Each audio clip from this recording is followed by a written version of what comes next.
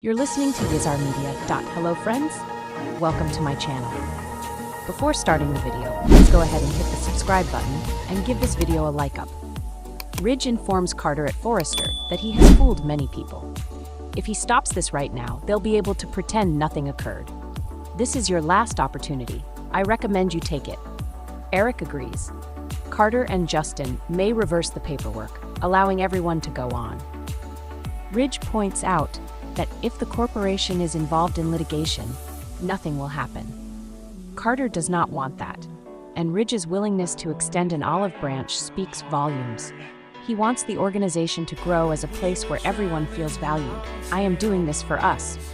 He believes in being daring, and that is the direction he is taking the organization. That's the company he's officially in charge of, the new Forrester Creations. In the cabin, Brooke sighs over Carter's out-and-out mutiny. Steffi and Ridge had no way of knowing they were signing away the company and that the COO was acting in bad faith. Hope says he wasn't. It's the best thing for Forrester.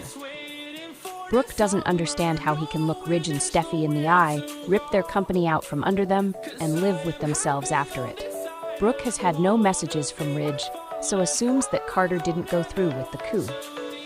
She tells Hope there were other ways to push back. Two wrongs don't make a right. Hope asks if Carter should continue to let the Forresters push anyone aside who stands up to them. Brooke argues this isn't standing up to them. It's an all-out assault. Hope tells her to stop. She will not step aside after Carter has risked everything for the Logans. I love him, Mom. And yes, sure, maybe he didn't go about doing things in the best way possible. But Carter is not going to back down. Nor should he. At the jail, Luna doesn't know who that person who did the murders was. Bill says it certainly wasn't the scapegoat he welcomed into his home. Luna recaps that she locked up away from everyone who loved her. That's why she kept writing him letters and asking him to come visit her. Now he's there, it's almost too good to be true. Bill tells her that reading her letters was against his better judgment. Luna knows she has no right to ask for his forgiveness for understanding, but if anyone can understand the length she went to, Bill recaps that Luna thinks he has some sort of special insight. She says she's told him things she hasn't told anyone. She goes over growing up with Poppy and her drugs and never-ending string of men. Bill says a lot of people have traumatic childhoods, and they rise above it. Luna guesses she didn't have the strength. Bill says she was well on her way. She had a good job at Forrester and a boyfriend who adored her. Luna says when he turned out not to be her father, she and it was all threatening. She snapped. She senses he doesn't hate her and pleads with him not to. In the cabin, Hope and Brooke rehash that Steffi firing her is what put Hope and Carter in this position. Hope thinks he's courageous for standing up to them. Brooke complains that she's making it sound like they are the enemy, but currently they are under attack. Hope argues they're to blame for that because of their unprofessionalism.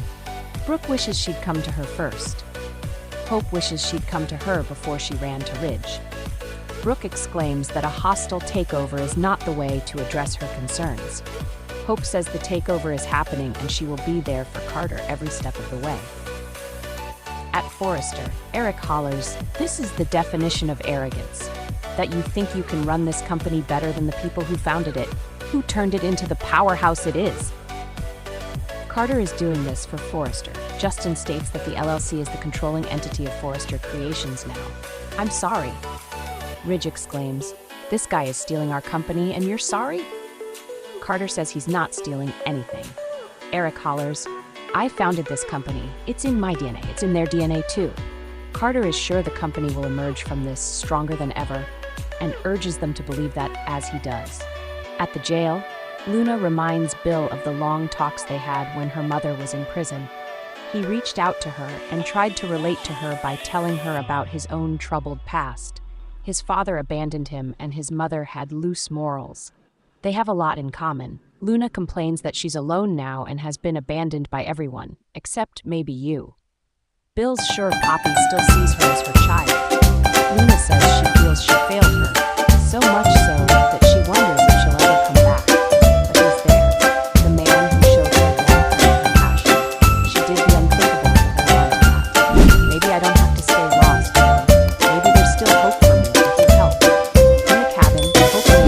disappointed in her, and Carter too.